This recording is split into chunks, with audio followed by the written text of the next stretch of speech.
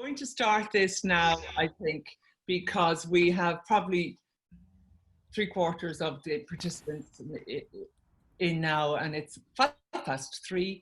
So we're declaring this CPD session open. Just want to welcome all of you on behalf of the Contemporary Music Centre. I'm actually unusually in the centre today because we're open with all coming in on various different days, but we're not open to the public, but operating from here, as it were. It gives me great pleasure to introduce Eoin Callery and Seán James Garland. Eoin is a CMC composer, and he'll tell you a little bit about himself when I hand over the floor or the camera or whatever it is to him. And he's one of our own composers, and he's now in UL but was at Stanford. And Seán James Garland is a filmmaker, and he operates between Dublin and London. So this CPD series was inspired by the fact that online performances have become, let's say, more commonplace during COVID. It's not to say anybody thinks they're going to be the thing of the future or whatever, but we did think from a COVID perspective, it was worth our while seeing if we could have a session like this, and it has been proving very popular. It's a 3-part series, because today Eoin and Seán are going to do creating online performances, but for the next 2 sessions we're going to do how to monetize it, because we believe that the artist must be paid. So if everybody's doing all this extra work, becoming upskilled on all these tasks, really there ought to be some remuneration in it. And then marketing, in order to, let's say, put their work out there, disseminate their work, and also hopefully the monetizing would be greater if the marketing is to greater effect. I am not going to take up much more of anybody's time, because the real deal here are Eoin and Seán. Just to say, there will be questions in between the 2 of their sessions. They'll explain their own sessions, and there'll be time for questions at the end. Plus, you can also put questions in the chat function if you like, and I'll try to keep an eye on them. So without further ado, I will introduce Eoin Callery, composer. Thank you, Eoin. Hey everybody, welcome to your own sitting room, and I hope you're very comfortable. I have pre-prepared a talk that I'm going to share, just because this is a really big area. So it's paradoxically it was until very recently, an incredible niche in terms of research, which is kind of what I'm going to talk about, how things have happened. And now all of a sudden the niche became very, very important to what we all do. I am not trying to, as I say in the talk, I'm not trying to sell online performances. I'm really aware of its limitations and its problems, having worked on it quite a lot over the last couple of years. I think one thing that we have to realize, particularly as musicians and composers, is that the internet is about the visual, and it's about videos and advertisings, and the research and the money that companies are making, or the research that they're trying to push, is more for that, and audio is quite a small part. Paradoxically, again, it's the weird paradox of the internet. Audio files are much smaller, so they're easier to deal with, but the infrastructure is kind of complicated, because, you know, there is a lot more money to be made from people watching people play games, and that's just the size of that market. Okay. A lot of what I'll mention today, I saw Emma Coulthard come in because she mentioned on Friday, so this is another one of our CMC folks, about some of the research that's going on in her school about different types of programs to do different types of collaborations. And she probably knows the kind of headache meetings that you're going through, trying to explain everything to everybody and trying to understand everything. It's a Yeah. area. Yeah. Okay. So I'm going to press play on a talk that's 15 minutes long. And some people will be very comfortable with, other people not so much, and that's kind of okay. The talk is going to be made available afterwards by the CMC, and I have some extra notes and stuff that go along with it. If you've never done this before and you understand 100% of everything that I say, please go run the world, okay? Because it's there's just a lot to take in, and it takes a little bit of time. So what really this is about is you're going to listen to this. Hopefully, if you're interested and want to know more, you look at it again, and it just doesn't feel quite so alien. And then the third time you look at it, it's kind of, repeat exposure allows you to get more comfortable with some of the weird terms that are going on and kind of going, well, actually, I'm not interested in this. What I'm really interested in is this other thing, and just kind of try to parse this world about how online performances impact you. And it's not just performances, including teaching and rehearsing, because they would be kind of other cases that the same technologies can be used for. That's all I have to say at the start. I'm going to press play on this. There'll be some questions afterwards. I have a lot more documentation that can be sent to everybody. I think after I do my little part, Seán might comment a little bit before comments, just because he might have some ideas from this. I'm very much talking about the audio side of things. I'm not really dealing with video. Okay, so Seán will deal with some of that. And then after that, we can have some more questions. I know Peter Moran is here. He sent in probably the best concise question that needs to be asked. So we'll address that one specifically if nobody else has anything to say. Okay, so everybody ready? Comfortable? Got your cup of tea? Right, it's 15 minutes, lots of stuff.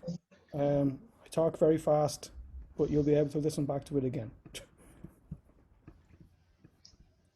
So, share my screen.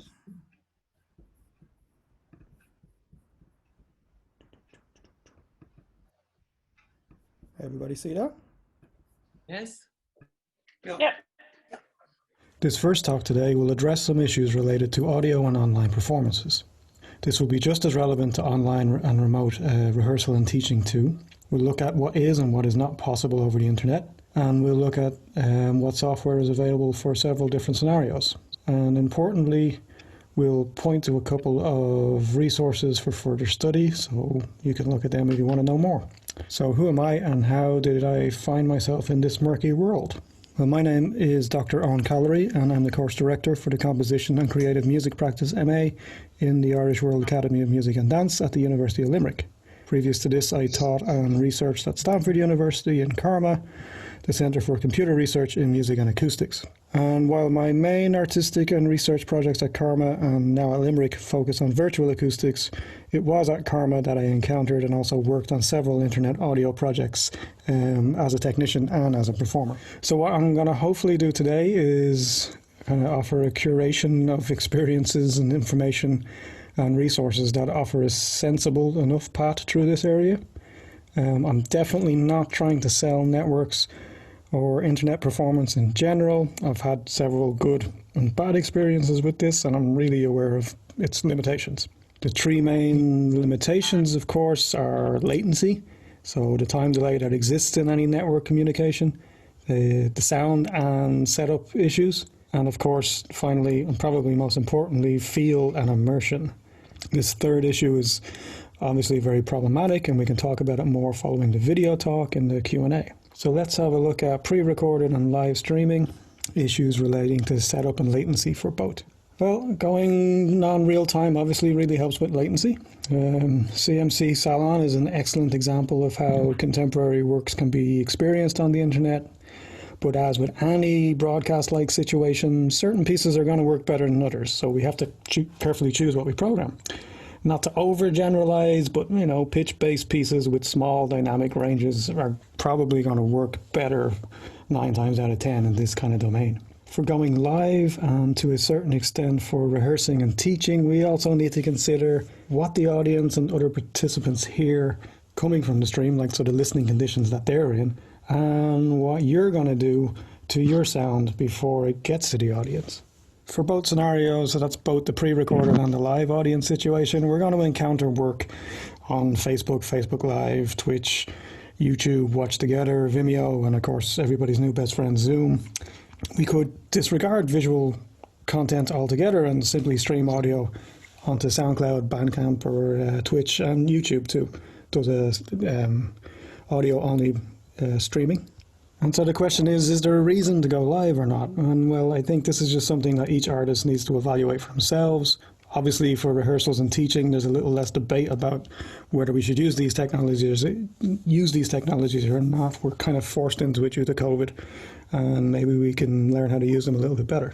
Now, next week, Nick Roth will talk a little bit more about streaming platforms in terms of monetization, and then later in the month, Naomi Belshaw will look at these platforms in terms of marketing, I think really methods of marketing monetization are perhaps the reason to use one of these platforms over another platform.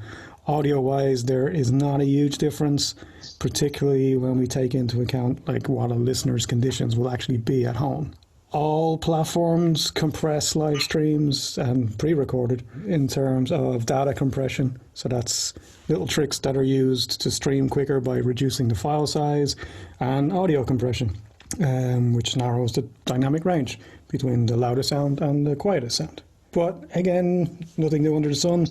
Other recording and broadcasting systems have similar issues. So again, we choose carefully what we decide to present over the internet, the way we would do over radio or television. When we talk about multi-site performance options, some software we'll discuss a little bit later can transfer uncompressed audio between participants. But once you stream to the public, some kind of compression is going to happen. Worth noting though, often the uncompressed versions of the files are available for download on many services following a live stream. In most instances, given that people are watching on phones, laptops, home speakers, the audio compression, it's going to help rather than hinder your work, at least for them, if not for you. Some people don't like to hear their music over-compressed, but it's probably on the other end a better impression for a person listening at home. And of course, with both audio and video data compression, this is going to allow people with lower quality internet to actually stream in the first place. But let's look at what's really important, which is what happens to your audio before it goes to the stream. First, and obviously, always use an external audio device to connect your microphone to your computer. It might seem counterintuitive to put another device into the system signal chain, but actually this will be better for latency. The next thing is to always use Ethernet. This is still the fastest, most consistent compared to any Wi-Fi that's out there.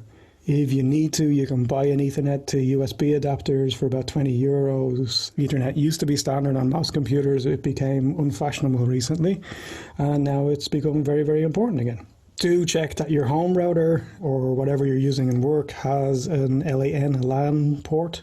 That's going to be used to connect your Ethernet cable from your computer into that router. Most of us are familiar with a variety of standard DAWs, such as Reaper, Logic, Pro Tools, etc.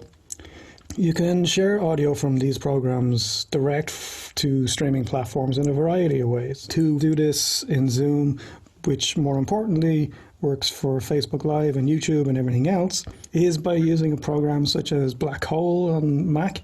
But for Windows, you can also use Jack Audio or Cable. These little programs create virtual audio devices. It's like having another little audio interface inside your computer to connect one program to the other. This is very useful for many situations beyond internet work, so I would highly recommend that you experiment with these. I would recommend using the virtual device method over any shared audio function. It's going to have less latency. Virtual devices allow you to take the output from your DAW and go direct to the streaming platform. So all your EQs, compression, limiting, reverb, etc. can be done live before your music goes to the stream. Using a DAW like this, you can experiment and test and tweak your sound. You don't just have to do a sound check pre-show. Set up a Zoom session or a private post on a Facebook or YouTube streaming page. You can then view on your phone at the same time or some other device and actually listen to what the sound is going to be for a typical listener on the other side. With some little bit of EQ practice, you can really clean up your sound.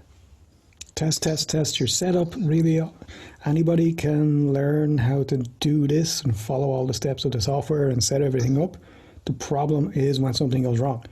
And the more you test, the more you kind of build confidence that you understand these systems, the more that you can debug something when it needs to be done. Let's say I only want to use Zoom for a solo performance or a one-on-one lesson, and I've done all the Black Hole DAW tricks, and I can optimize the sound further by turning off Zoom's noise control and echo cancellation to maintain the original sound from your computer. And then when you're sharing that, you click to share computer sound. Magically, it goes onto the stream. If you turn these functions off, then you're probably going to have to use headphones if you're not doing so already. or spend some time very carefully placing your speakers and microphones to avoid the feedback and ping pong loops that are going to come with other locations and having microphones and speakers in close proximity. Feedback and echo cancellation and noise reduction, all of these things, they make our life easier on Zoom calls when we're talking to people and on Skype, etc. But for musicians, they mess up our pitch, the spectra of our sound, and the dynamics. So this raises the situation that obviously some people don't like performing with headphones. It affects how they produce sound. But let's not talk about that now. Maybe we can address that in the Q&A. If you are interested in non-synchronous forms of music, Pauline Oliveros, Horse Sings from Cloud, or theoretically you could do Morton Feldman's Cripples Symmetry, because the parts don't have to line up. There's a lot of other experimental works. Well, congratulations, latency is not really your problem, and if you follow all the above steps, you now have pretty reasonable sound and you can get on with your life. As a lot of people have experienced, obviously non-synchronous performances work well with textural, arrhythmic kind of materials. But even if you are working with non-synchronous music, use Ethernet, you will have more consistency, less glitches. For synchronous multi-site performances, Zoom's not going to cut it. If you have amazing broadband connection with Ethernet, a one-way duet, so where X plays along to Y, but Y doesn't hear X, it maybe is somewhat possible. You'll likely have some glitches and latency may randomly change a little bit during the performance. So it's going to be a bit like playing along to an old wobbly record. I think a few of us might have done that in the old days. But if you want consistent low latency and uncompressed audio, here's the software that you need to do that. Or actually, first I should say, here's the big law that governs everything. Synchronous, real-time collaboration for now and forever is going to be limited by the speed of light. That means the best you're ever going to achieve, assuming that everybody has a really good Ethernet broadband connection, is that musicians within 400 miles of each other, maybe 500 to 600 if they're used to long latencies, so pipe organ players, DJs actually, and controller type performers, these are all used to long latencies. If everybody is within 400 miles, you can actually play together. Ultimately, the aim is to achieve a total latency in all of our combined systems under 50 milliseconds. This is enough to be jammable. It is possible to get closer to 25, 30 milliseconds within 400 miles with the technologies that we're going to look at. It's not making a cup of tea, but it is not brain surgery. All of these programs use what's called peer-to-peer connection. So that connects the audio from computers directly, cutting out all the weird applications that run in the background of everyone's computer that basically slow your audio and add more latency.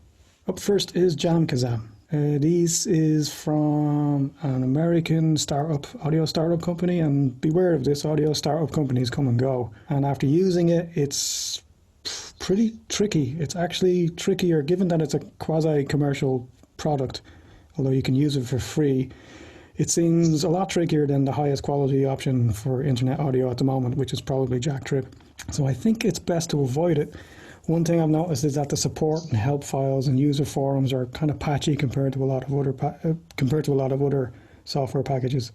Honestly, if you've never tried to do any internet audio stuff before, you might want to try something like Jamulus first. Jamulus is relatively easier, again free to use, it's open source. If you figure out how to optimize your Zoom and do all this DAW stuff, you will definitely figure out how Jamulus works. It was designed for fun rather than anything else. This is a really good program because while it doesn't have fully uncompressed audio, it's very high quality. Very few people are going to notice the difference. And you can actually trade off audio quality for speed, so you can tune your internet speed a little bit.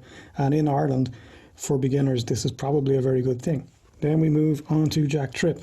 This is a program that works within Jack Audio, which was mentioned earlier when we were talking about virtual devices. It allows for multi-channel uncompressed audio between 2 or more sites. Lots of work is going on with this to keep it updated. There's several people spending all of their day looking after Jack Trip. It's easy enough to use for 2 sites. It gets a little trickier when you're doing more than 2 sites, but again, it's not rocket science. You will have to enter a couple of computer commands. This is nowhere near as scary as people who have never coded before think. The nice thing about Jack Trip is there's a free online course that teaches you step by step how to work it. Then we have Source Connects. This is actually a kind of industry standard for overdubbing between studios. Originally it was a plugin in Pro Tools, I think, but now it does a little bit more. I would keep an eye on this company and see what happens over the next while, given that they work a lot in this area. but they don't quite have all their eggs in the same basket, which is a good thing in audio world because fashions come and go. So they know a lot about this kind of stuff and they've built a lot of tools. It'll be interesting to see what they do over the coming months, what new things they release. There's a modest license fee. I think it's 30 odd euro for the basic package. So I think it's worth thinking about for maybe a studio facilitated or remote residency type collaboration that maybe some of us might be getting involved with at some point in the near future. And finally, we have SoundJack, which is built on a technology kind of related to Jack, but this is not open source. That worries me a little bit in terms of how the program's development will be supported into the future. It is free to use, but you must give credit in certain situations. So if you're using it in public use or commercial use, you got to acknowledge them, and there's a little blurb that you have to put on your publicity. And very, very, very importantly, even if you're not close enough for a real-time synchronous collaboration, the quality and the stability of connection with these three programs, so that's SoundJack, JackTrip, and Source Connects, that will allow you to perform an X plays along to Y, but Y doesn't listen to X, and it will allow you to do that without the wobbly record effect. To conclude, ideally with any internet audio project, allow time to test and monitor what the audience are going to hear, and allow plenty of time for setup. Have a communications channel open, phone or text between the main participants so that you can debug stuff when it goes wrong. If you've never done this before, take small steps, build up your confidence. I would suggest find a new internet jamming friend. Make sure you both have Ethernet and broadband, maybe try Jamulus, or download JackTrip and follow some of the instructions that are in the document that accompanies this talk. See if you can install it, and you might actually make contact. Doing this, even if you don't make contact, just kind of gets you used to kind of what are the things that it's asking me. What are all these funny new names that I have to deal with? Take your time. You can then, of course, go and take the JackTrip course. But always remember, it's about the art. It is not about the technology. So, over to Seán, and he's going to talk about video for streams.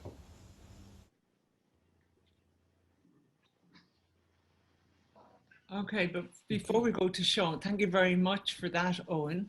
And I think it's great that you gave the health warning that it was going to be a lot coming at people, but that you will all be getting this video via email afterwards. And I can see already that, you know, even just pointing out the differences between one and another and the pluses and minuses, the trade-offs, is excellent coming from somebody with the first-hand experience. Well, I just want to tell you, you are my internet jamming friend now, Eoin. you've just you know, become that.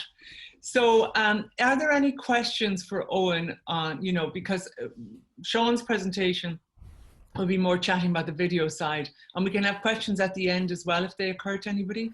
But it is good to have, I think at this stage, if there's anybody who wants to jump in with a question. We can't see some of you, so just speak if you want, or...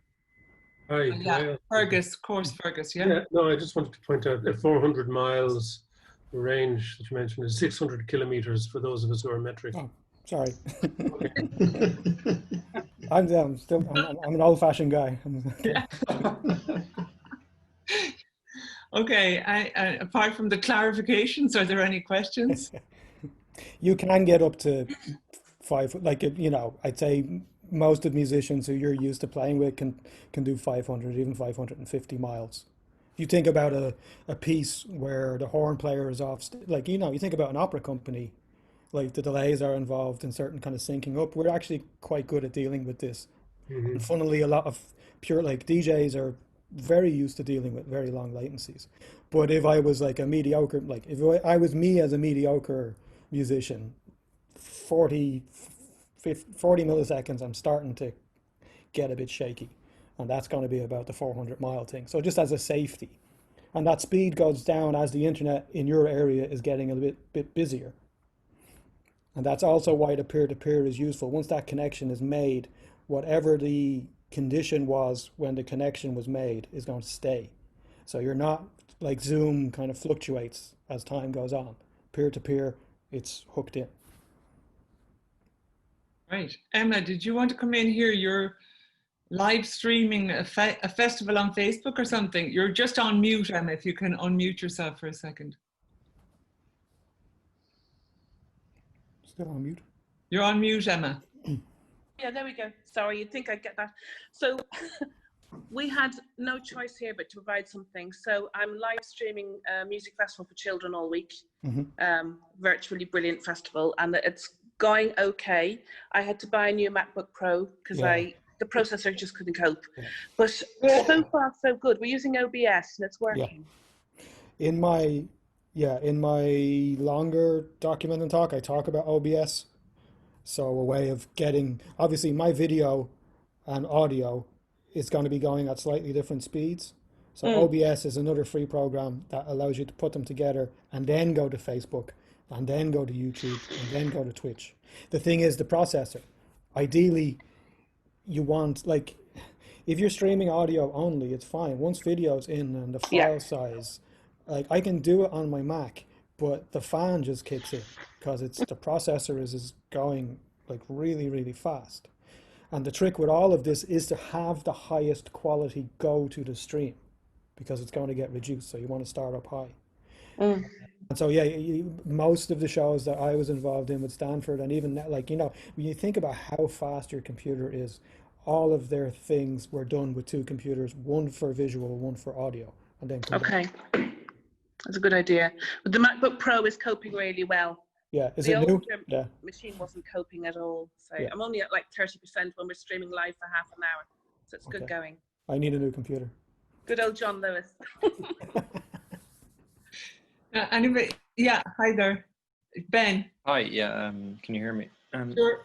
Sorry, I had a question on about the buffer size and the bit rate. Are they changeable in these programs? Can you manipulate those? Yes, is the short answer. So we've got to separate the bit rate that you're running maybe in your software. Okay, that's just to do with your sound. How fast your computer is going to have to work, and then the stream, which most programs will allow you to configure the bit rate. And the lower the bit rate, you can get a little bit more, the latency drops down a little bit. For people who want it, so anybody who doesn't know what in this context, what the bit rate is like, I'm streaming something, okay? And there will be drops, okay? It's like a safety thing. So the computer says, I want this much in a buffer, in a backup. And if anything goes wrong, I can kind of shoot it out. And so it kind of collects sound and then passes it on, collects sound and passes it on. And it's kind of, and in say Jack Audio and a few of these other things, they overlap so that any problems that happen, it kind of resyncs itself. On either end of the connection, generally you have to, this is part of the problem with kind of debugging and setting up, your settings will have to be the same. So if I'm running 256 on samples on one side, it has to be 256 on the other as well for it to talk. Jamulus is the best for that, where you can really tune, and even the low quality, it's really good. Like, given that you're going to be listening on probably not ideal speakers, like I can't remember exactly what it is, but you can really, you don't actually have to be on the same bit rate. So if you've got great internet, you send it to me, and if my internet's kind of lower end of broadband and I'm only sending one mono channel, I can send that with a much larger buffer, and there's not a problem with communications. But most tools, except Jamulus, work on, you must have the same settings. Okay, but it is UDP. Okay, all right. Okay, thanks. Bearing in mind, we have people with different levels of experience here, so all levels of questions. There is a great paper, just because you mentioned UDP, so you know more about it than possibly some of the people here. So there is a thing both on SoundJack recently and Jack, an actual scientific paper that's in the extra documents with this that goes through that you can click on, and it will tell you how they all work underneath. Well, that's great, thanks. Oh, and before we go over to Seán, maybe deal with Peter Moran's question that he put in. Is that okay? Oh, yeah. So Peter just asked, Peter, do you want to say your question again? It was about the speed.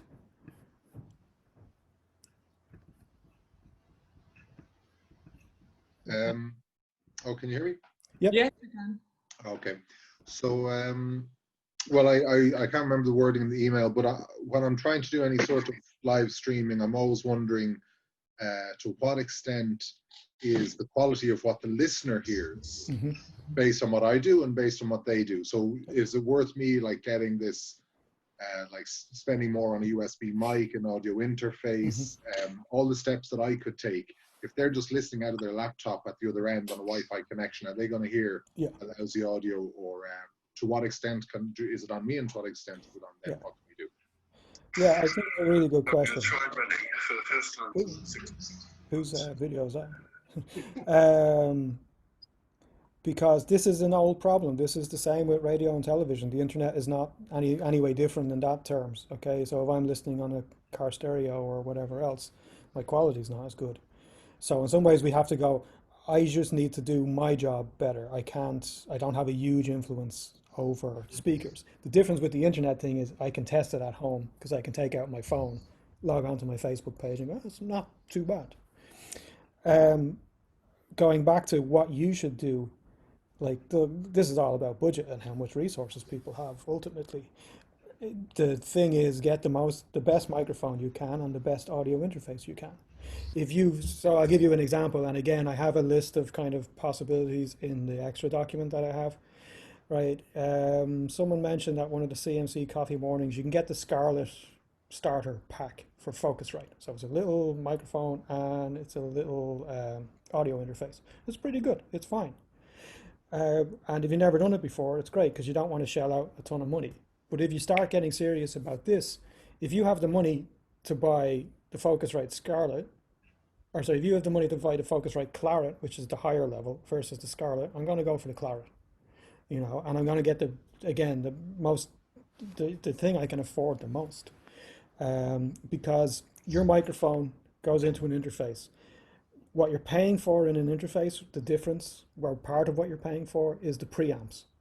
Okay, so how much your signal goes into the mic and is boosted and sent on. And the better they are, the better signal that you can get.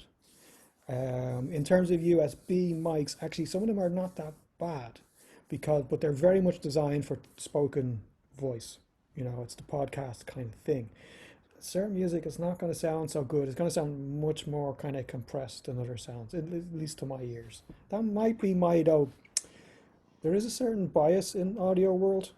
You know what I mean? Like there's a certain kind of like, oh yeah, well you should like use a Neumann because it's 10,000 or like it's like €2,000, and like how could a microphone that's €120 sound any good? You know, well actually Align Audio that somebody mentioned previously, they're the best microphones you can get. It's about €120. I wouldn't. What I'm using for now is one of the classic Zoom mics, those portable microphones, which I learned as a result of this lockdown. I didn't know that they function as USB mics. So I've just been plugging that straight into my laptop. Yeah. There was a follow-up part to my question about download speed versus upload speed. Now, I've never messed with upload speed. I don't know if many people here have. Is that something I can alter? Do I need to alter, or is your average kind of setup going to give you enough upload speed to get a good signal out? Depends what just what your internet is. And then ultimately, if you're sending a mono audio channel, actually that's not a lot. Anybody with like above dial-up, well, a little bit more than that, it should be fine. But once you add in stereo, you've automatically doubled your file size upload. Once you put in video, if you think that 1 gigabyte, like this is on your computer, not the streaming. So a gigabyte's about an hour of music, and what's that? And Sean will confirm, but it's like 20 minutes of video, maybe even less. Yeah, I mean, I know for video, I think you need at least 5 megabytes a second upload. Yeah, that's about right. Yeah. So add on. So so for safety, you want to go 10, because if you've got stereo audio plus your video, if that's not uploading consistently, then you're going to get glitches. On the other side, it's the same issue. You don't know how good someone's internet speed is, but I don't think you can, you know, again, it's the same as radio. We don't always take into account there's not ideal listening conditions. So if a person had never messed with upload and download speeds before, would you assume that an average household, an average Wi-Fi connection, or an average provider would give that level? Is it something I need to look into and adjust? I'm only back in Ireland a year, and the internet seems like a bit of a mess. So, like, I have very good internet here, but I wouldn't want to be across the street. So I've not, you know, just in terms of so I've got very fast download. I don't know what my upload speed is. It's very fast. Can I change my upload speed? Is that something? Yeah, you can pay for it if the connection is there. There's Oh, different. we have to get onto our internet provider Yeah. if we want a greater upload speed. It's not Yeah. something. As far as I know, again, internet is a little foreign to me here, so. Okay. And of course, I mean, you probably know this anyway, but you can test your speed of your connection anytime you want online. Just Google it, speed your connection. It'll bring it right up. Free. Mm-hmm. So it's probably a good segue into Seán's end of things, just because from a contemporary music perspective, the audio is obviously, you know, king. But with these online performances now, we're moving more to the audio and visual. So Seán will say a few words and then again, more questions. Thank you, Seán. Okay. Well, I kind of, I feel, to be honest, I feel like a bit of an interloper in your worlds. But I've worked with composers and musicians for years, and music and sound has always been primary in the films that I make. Always has been, always. And actually, sometimes I've been criticized for that, but I'm actually finding that in our newfangled world, that's becoming the norm. So, so yeah, basically, I'm an independent filmmaker. I'll try to truncate these notes as succinctly as I can. My background's primarily in drama, documentary, music videos. I recently worked with Ulrich Schnaus, the electronic composer, which, you know, opened up a whole new world to me with sound and what I ought not to do and what I, you know, what I should maybe considering to do and all the rest. But I guess CMC Linda has brought me on board because, and this is important, I guess, because a couple of years ago, I just kind of spontaneously approached her at an event in London where CMC were putting on live performances at Cafe Otto. And I just turned up with my very rudimentary camera and microphone. And I guess, long story short, I used the available light that was in the space. I mean, I finessed a few things, but not much. But the point is, our results were actually quite lovely. And I think it's because I was acting entirely on my own. I had, you know, I was operating the sound and the camera. That's what you guys are going to be doing. This is the thing. And the one thing I've noticed just listening to Eoin today is you guys are actually in a very, it's quite a privileged pantheon at the moment, unlike the filmmakers, because to me, you guys can learn about, you know, cameras and lenses and cinema profiles and all that stuff inexpensively and quite quickly, the way, let's say, a filmmaker might struggle to play an instrument. So you're actually in an amazing position right now in this, as I say, new world we find ourselves in. And I want to stress too that I've learned in the past, of course, like every filmmaker, that, you know, if you neglect sound, it doesn't matter how gorgeous your picture, or how high your resolution, or whether you're using red or whatever. If your sound falters, you're going to make a rat's ass of everything. It's just so important. Sound is everything. I actually think sound is actually everything, which is kind of ironic. And I've learned the hard way. I'm not a vlogger. I just want to say, and I'm not, you know, one of those rich kids with those YouTube accounts with all his camera equipment and stuff. But what is interesting in the last 3-4 months is I've had friends come to me and, you know, just basically asked, advised on how they can, you know, if you like, you know, gussy up their images, or, you know, do I need this camera? Do I need, and I'm like, no, you don't need to spend $3,000 on that. You don't need to do that. So it's interesting that this has happened, because I now find myself in this world where, you know, I might have to join your club for online performances and all the rest. And basically, the advice I would give is take those first steps as musicians into, I suppose, my world. That sounds very pretentious, but take those first few steps. Invest a little bit of money. You don't need a lot of money in maybe, I mean, the thing about today is that everything, the equipment is so advanced. I mean, there's images on iPhones, I don't need to tell you this, that are pretty stunning. But, you know, even if you invest in a small DSLR or a camcorder, you can start to play with things like contrast, the softness of your image. You can make your image cinematic without, you know, spending too much money. And, you know, even things like your 24 frames per second, you know, is going to make your movement as you're playing the violin or the keyboard cinematic. You know, I mean, it's really important to demystify all this for you guys, because I think that those two worlds have really just bled into each other now, particularly in the last 4 months. So basically, I just wanted to say, like, just in terms of technicalities now, I'm going to send you on a bunch of links if you want later on, which will literally take you down the rabbit hole in terms of what you can do technically, the equipment you can look up. I'm not going to bore you with all that stuff here. And you know what, in truth, there's guys out there in, you know, their basements in Arkansas that probably know more than me, you know, so I'm the eternal student of this as well.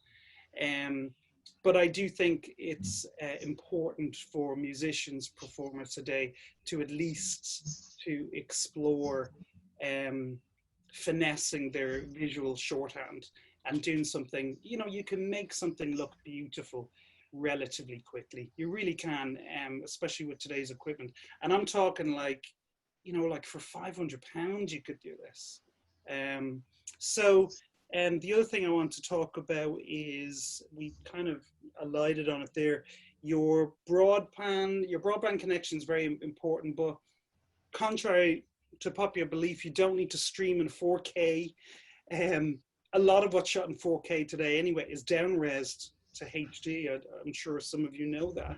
So, you know, once again, demystify all that, it's fine if you have a strong HD image and great sound. Basically, if you listen to Eoin, I guess, you're going to be unstoppable. You know, you're going to have the artistic side of things and you're going to be technical, so you're going to be unstoppable.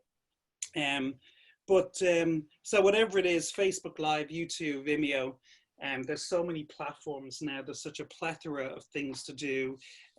There's a million guys out there telling you what mic to use. You must use this mic.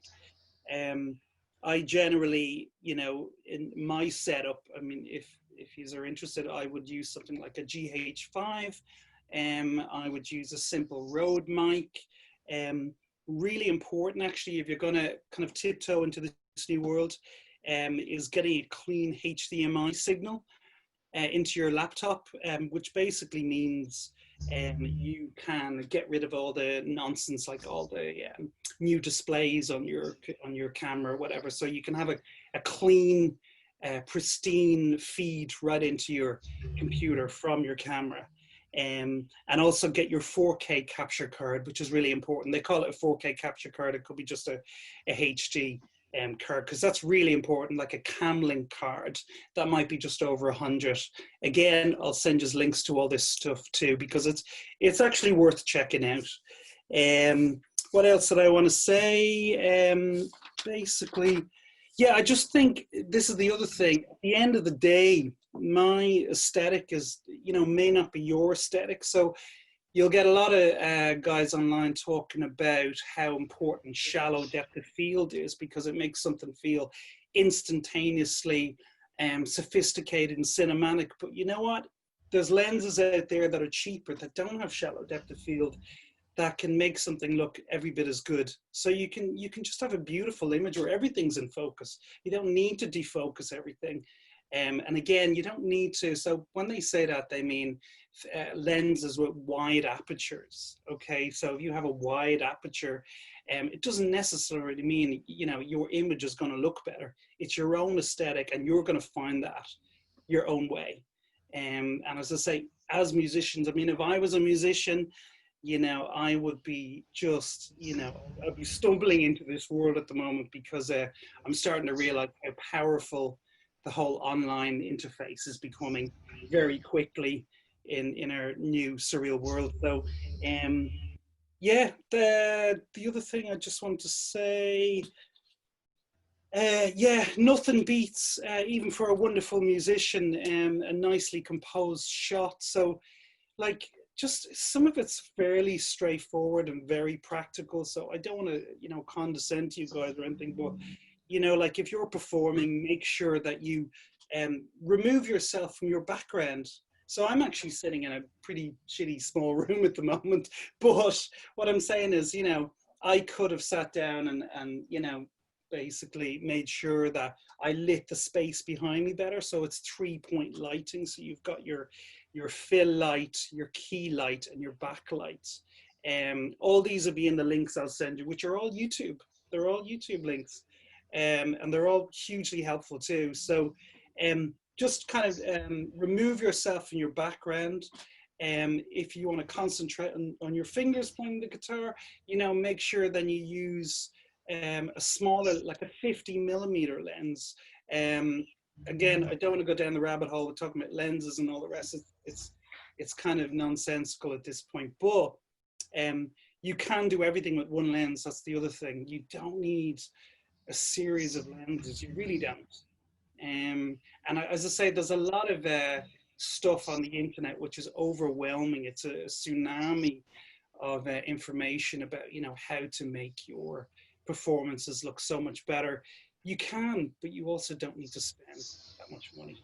And you know, there's a lot more I could talk about, but I know we're stuck for time, but just wanted to truncate that, and I would much prefer to be open to questions. And yeah, I can only talk so much. So.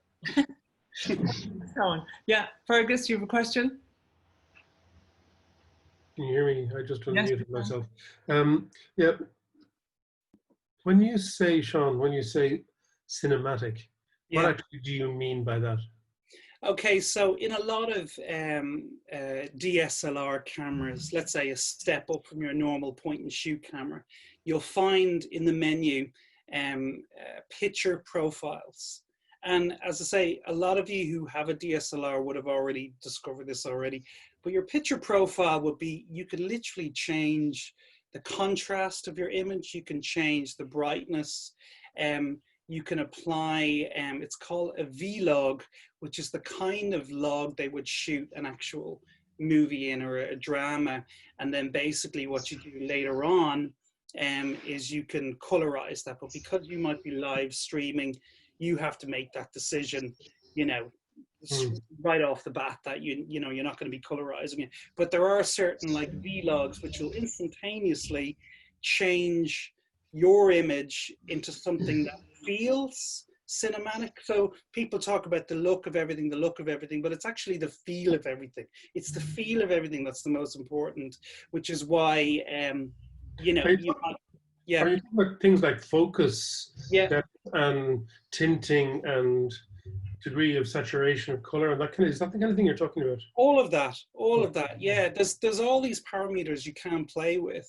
And as I say, my aesthetic might be completely different to yours, but you can actually get these now on very basic cameras. You know, you could probably spend about £400 to £500 and already have that at your disposal. And then with your USB cards, your USB basically converter, it'll basically, you'll have that at your disposal when you're playing your instrument, you know, and you'll be able, you'll go down that rabbit hole again, because you'll start to realize, oh, you know, I have my aperture wide open here. I think I want, you know, that picture on the wall in focus. So you can open that, you can play with that. And you don't need anyone else. This is the thing. It's the amazing thing about the equipment today. You can actually, people say, oh, you know, I'm going to need this, and I'm going to, you don't. You know, I think when we turned up years ago, Linda, at CMC, I mean, initially I was like, what am I getting myself in for? You know, and all these people turned up, but I think because I had all this freedom to just do whatever the hell I wanted, and we got this really lovely footage. While, you know, if they'd had an RT crew in there, they may not have grabbed the intimacy that we grabbed. So the cardinal sin of offering something to me, and even if I'm at home or abroad and there's something that somebody can deliver, I say, sure, come along. And he came along, literally one man and his camera, and produced a lovely video. So I know Seán's an expert, but I think the messaging here today is the audio is obviously critical in the music world, but if you need visuals in aid of performance now, because we've gone online with performances, I think what Seán is telling us is that, you know, experiment a bit, be a little bit brave, and, you know, as long as you get the audio right, and we'll be getting all our notes and links from Eoin, and I think Eoin, you know, Eoin is one of our own composers, so he's available to all of us, and Seán is available as well for consultations. But the point is, some people have gone quite far down this road and were maybe already on their way before COVID, and other people have been waiting to see could they ride out COVID and would the world come back together again. And any of those scenarios could be the case. It's good, I think, sometimes to just have a discussion, an open discussion that gives you a little bit of bravery, a few ideas, and maybe some reasonably priced solutions, including equipment everybody has themselves. We all have our phones, and most people have some sort of Zoom mic, as Peter Moran was saying. Most people in the contemporary music world have some element of recording equipment. So are there, yeah, here, Ailish has a question. Ailish? Seán, can you please give a little more information on the lighting that you were talking about? I mean, I am working with really basic stuff, as in 2 iPhones, you know, at different angles, and then putting them together afterward, and just natural acoustics and all that. But I realize that, you know, I don't understand enough about the lighting. Can you just say a few brief things? Yeah, well, I suppose very concisely, the kind of the bedrock of all lighting is 3-point lighting. Yeah, that's what you're saying. What does that mean? Yeah, so 3-point lighting is your master light, if you like, is your fill light, okay, which is going to fill your face. And actually, sometimes it's nice to just fill in half your face. Mm-hmm. It's also called it's like a key light as well.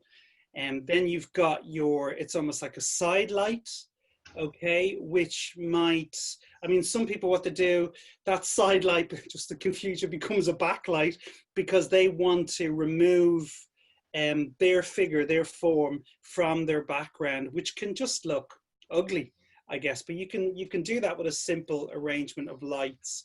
And I will stress, LED lights are now so inexpensive. So, you know, forget your lamps and things like that, even though you can do funky stuff with lamps, but LED lights now are very cheap. You can get them for like £12.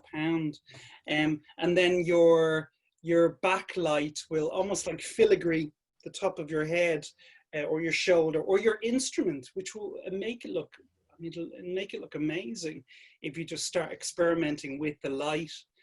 But that's what 3-point lighting is. It's maneuvering those 3 points of light around your given space, whether it's small or whether it's, you know, vast. I did read somewhere recently that now they're allowing, is it 12 people in a space? So I'm thinking, how would you light a choir? Could you do that with 3-point lighting? Probably, but you'd need some very powerful lighting. How's that going to work? So I'm curious to see how they do that. But yeah, that's getting back to your question. The 3-point lighting is fairly basic, but I would definitely, I mean, I'd say think about LED lighting, and I would also think about don't spend too much money on this. No danger. I don't have it. Yeah, I know, because you're a musician, you've got other things to worry about, you know. Yeah. The way filmmakers, you know, dismissed all the musicians and go, oh, they know what they're doing. But the great thing is, if you guys figure this out, you may not need people like me. So this is what I'm saying. You're actually in a great position. And color lighting as opposed to just white? Again, that's an artistic choice, but yeah, you'll get a lot of vloggers and people like that who love extreme, almost like, you know, Dario Argento lighting, and then others who just like that simple, pristine minimalism, which I think I prefer. But again, that's a preference. But experiment, have fun with your and make loads of mistakes. I make loads of mistakes, and sometimes, you know, people are always like, well, how did you do that? How did you do that, Seán? And sometimes I say, oh, that was a lucky accident. And other times you just keep your mouth shut, you know. That's part of the fun of it, I guess.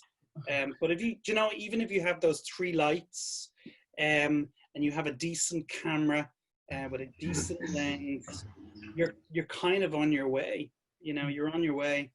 And like the next time we'll be having a chat like this, you know, or a performance, yours will just have that kick. It'll just have that little kick, that little invisible kick that others may or may not won't. It may not even go into their temporal lobe, but they'll remember it because they'll go, oh, she took the time to light her instrument. She took the time to light her face, or, you know. And remember, once you have that set up, if there's a space in your house or your flat, it's set up, it's done. You don't need to do it again. You know, that's great. That's exciting. On CMC, as I mentioned in a previous coffee catch-up, is kitting out our library for online performances. And our library is a very nice space, but far too small for live performances because we have a health and safety problem with the maximum number of people who can be there. And so we've always wanted to be a performance space, but it's not that easy. But for online performances, if we have the, you know, pretty good audio and video equipment, and we have the atmosphere, because I watched Barry Douglas was doing a solo recital in the National Concert Hall, and I watched it, and I would go to a lot of piano performances, and I have to say it was tough to watch because an empty, blacked out National Concert Hall of Dublin was a hollow experience. And it's always difficult to watch a solo recital in a major concert hall where you should have an orchestra, really. But this was the perfect example of just choosing the space as well as everything. So that's another opportunity people might be able to experiment with.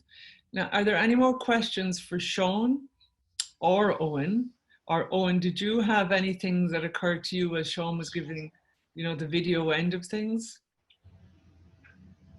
Someone just sent a question for Seán on the chat. So okay, great. Let's take that.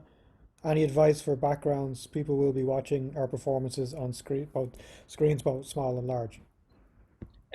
Background. I mean, I know Zoom has those funky old backgrounds, don't they? You can upload anything you want. Let's face it, anything that you want. Well, it's funny. I'm of an opinion, and I always think there's nothing like it. But for me, natural light is the best. But not everybody has the luxury of performing during daylight hours or whatever. But if you can, nature always works, and it makes something. It raises it above everything else. And I've noticed, why don't people? I've seen lots of online performances, but very few performances were done with a meadow or a field backdrop or something like that. And I was walking through Temple Bar about 2-3 weeks ago, and I guess there was a violinist somewhere, and she was just socially distancing, and there was a guy behind her, and I thought, that's amazing, you know, and that's why everybody was just stopping to watch them. It's because she was in this very bucolic setting, and I just thought, wow, what a simple, great idea, you know. If you know, but you could be stuck in a tenement flat, or you know, you just have to get, what's that phrase? It's so true. Every deficit is a flourish of style. You have to use your imagination with what you have. But yeah, if I had my preference, I would love to use like a naturalistic background. I suspect that would be difficult from an audio perspective, though, controlling the audio and interference of. Unless you have it through, you know, a glass, or you know, wherever. Like you were talking about the National Concert Hall was just all blacked out. I'm shocked to hear that. You know, why didn't they get someone in there just to light it and then run? You know, light it and then go. I don't understand that, but anyway, it was just one concert that struck me as, you know, got to pick your venue as well as treat it. You know. Yeah.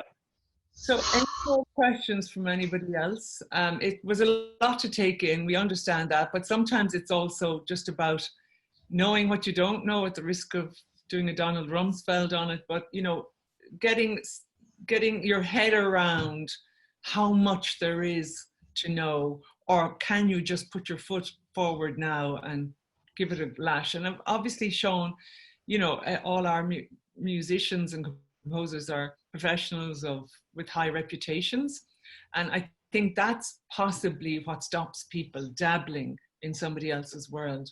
But I think you are making the point, and I think it's become quite obvious that you know, people don't have an expectation that it's going to be an award-winning movie as well as a fabulous performance, that the video is in aid of the high quality audio performance that we need as performers and composers to produce, and then the video can be in aid of that. Yeah, absolutely. Yeah, Sure. I need to start hooking up with Owen now to make my stuff look better, you know? Oh, and you had something to say. I was just going to say, like, yeah, tacking on to that. Think about how many live performances you've heard of music on radio. And if you're in the concert hall when it's the full orchestra and that, you know, the mics are there all the time. It's set up. It's the same thing Seán's talking about. Practice. You know the space. It works. And then think about all of the broadcasts from really good musicians, but they arrive at the studio that day. And it actually, you know, particularly sort of daytime RTE radio, sometimes it's really, really good.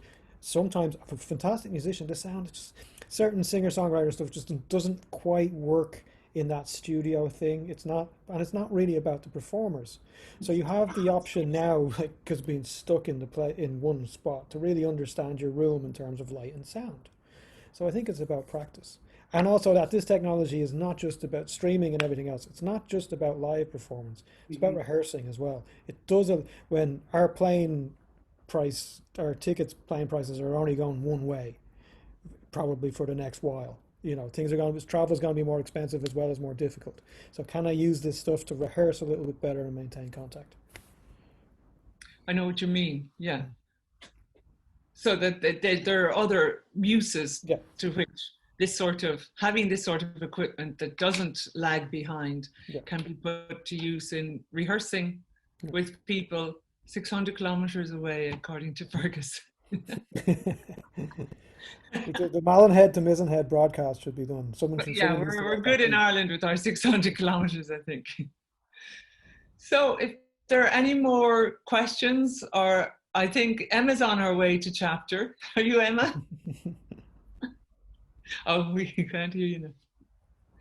Anyway, I will just wrap it up then by thanking Eoin and Seán profusely on all of our behalves. They're available for some questions within moderation afterwards. And I will be circulating to everybody both Eoin's presentation and some links from Seán. And if you've add-on questions, please feel free to field them. And I think the basic message is, you know, take your bravery into your own hands and just give it a go. Is that fair enough? Yeah. Thanks, Linda.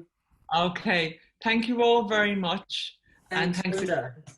to Eoin and Seán. See you on Friday. Have a lovely evening. Thank and you. happy Bastille Day to everybody. Yeah.